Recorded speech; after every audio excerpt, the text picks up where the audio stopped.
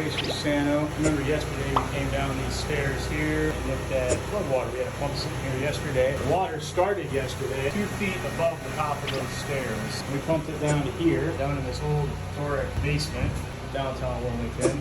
I'll show you the culprit, the water break right here. The main supply to the fire suppression system for the entire building broke apart. That pipe was wide open yesterday for who knows how many. I filled this whole basement up. So now we're trying to get some dehumidification going. We got our dehumidors pumping into here. We also have another pump pumping into here. Because after we got the water out last night, started coming back here to explore, we found some surprises. Here's the water meters for this. Most of the units on this block.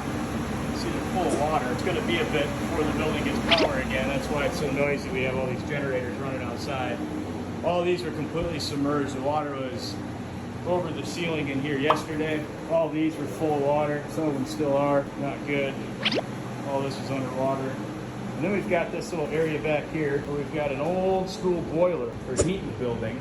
Still in place right here.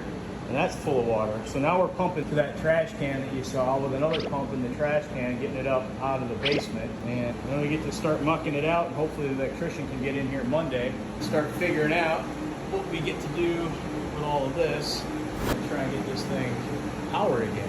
Check back in with another update later.